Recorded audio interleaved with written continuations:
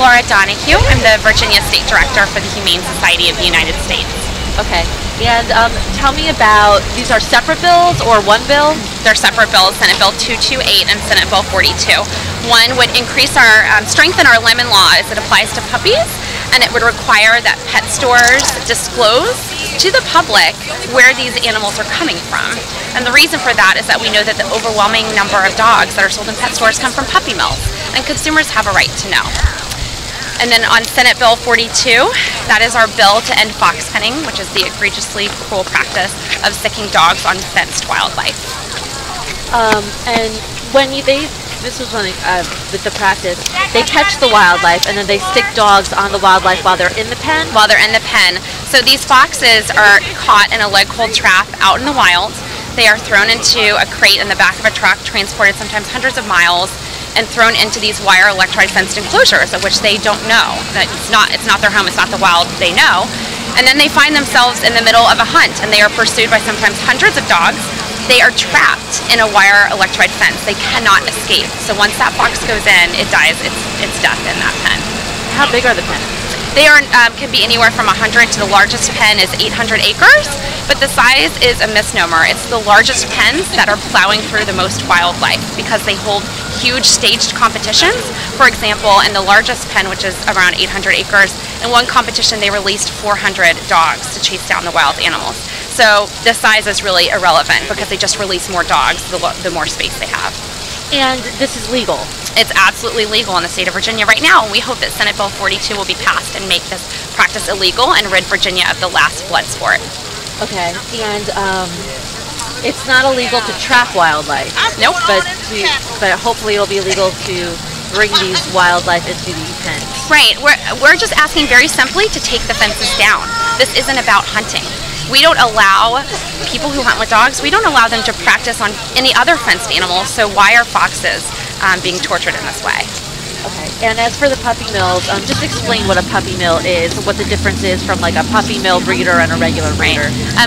Puppy mills are large-scale commercial dog breeding operations that breed for profit and neglect the welfare of the animals. And once you see a puppy mill, you just know it. At the Humane Society of the United States, we rescue thousands and thousands of dogs from puppy mills. We assist law enforcement every year.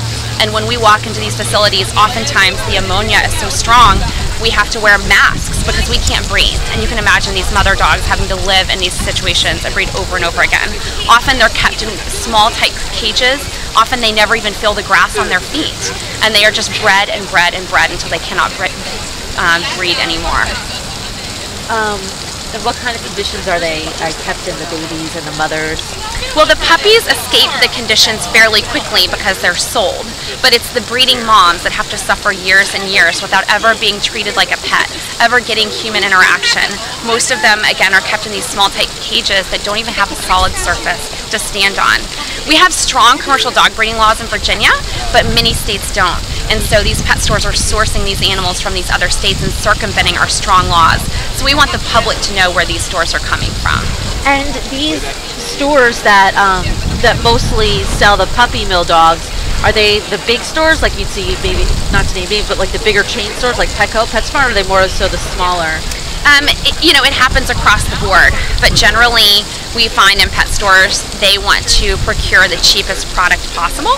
So they purchase these animals from puppy mills that are mass producing so many dogs that they can give them a cheap animal. And so it's not about the welfare of the animal and the mother dog that's suffering years and years. I mean, we have some dogs where literally their uterus has prolapsed because they've been bred so many times. It's really a really horrific situation. And the lemon law, again, if you could just go over that. Sure, so our lemon law currently, consumers only have 10 days to deem that a dog has been unfit for sale. We would expand that to 14 days for infectious diseases such as parvovirus, which is the most common intestinal virus that is spread and that puppies have. And then it would also allow the consumer to keep the dog and get reimbursed for the vet expenses that the consumer had to purchase before that person found out that that dog was unfit for sale.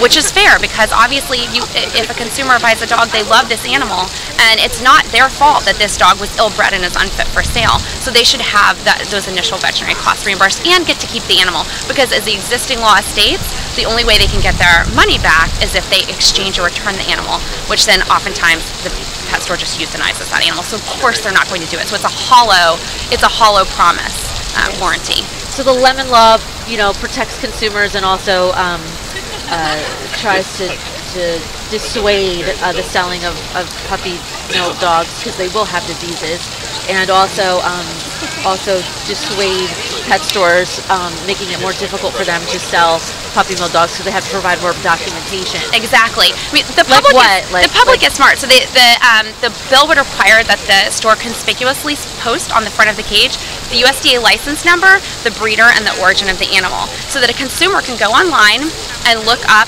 the USDA license number and see if that breeder has had any violations with the Animal Welfare Act, has been convicted of any animal cruelty offenses. All of this information is public and online once you have the USDA license number that you could investigate. Perfect. Anything else you'd like to add that I didn't cover? It's interesting. You can go to a grocery store and turn over a tomato and see that it was made in Chile.